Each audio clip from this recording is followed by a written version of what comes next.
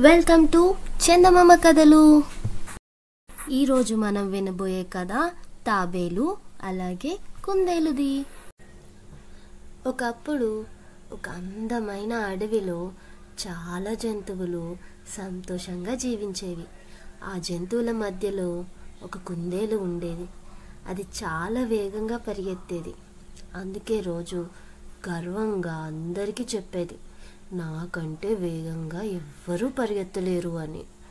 ఆ మాటలు విని జంతువులంతా ఆశ్చర్యపోయారు. కొందరు నవ్వారు కూడా.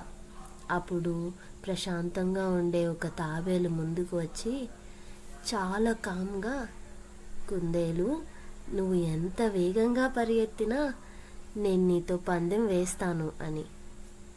అది విని జంతువులంతా గట్టిగా నవ్వాయి. తాబేలు పరిగెడుతుందా అని ఎగతాళి చేశాయి. కానీ తాబేలు మాత్రం చిరునవ్వుతో నిలబడింది. తరువాత అడవిలో గుడ్ల గ్రూప ప్రకటించింది, ఈరోజు తాబేలు కుందేలు రన్నింగ్ రేస్ జరుగుతుంది అని. జంతువులంతా ఆనందంతో చేరాయి. రన్నింగ్ రేస్ స్టార్ట్ అయింది. కుందేలు మెరుపు వేగంతో దూసుకెళ్ళింది. తాబేలు మాత్రం నెమ్మదిగా స్థిరంగా నడుస్తూ ముందుకు సాగింది. మధ్యలో కుందేలు వెనక్కి చూసి నవ్వింది, ఇది పందెమా లేక ఆట అని.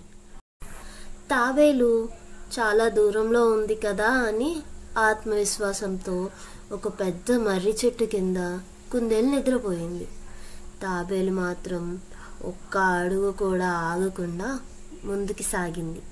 తన ధైర్యంతో పట్టుదలతో నెమ్మదిగా కానీ నిరంతరంగా నడిచింది. చివరికి తాబేలు గమ్యాన్ని చేరుకుంది. జంతువులంతా కేరింతలు కొడుతూ పూలు విసిరాయి. ఆ సమయానికి కుందేలు నిద్రలేచి పరిగెత్తుకుంటూ వచ్చింది. అప్పటికే ఆలస్యమైపోయింది.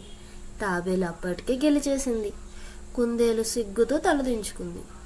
అడవిలోని అన్ని జంతువులు ఒక గొప్ప పాఠం నేర్చుకున్నాయి. మెల్లిగా అయినా పట్టుదలతో ముందుకు సాగితే విజయం తప్పదు. Slow and steady wins the race.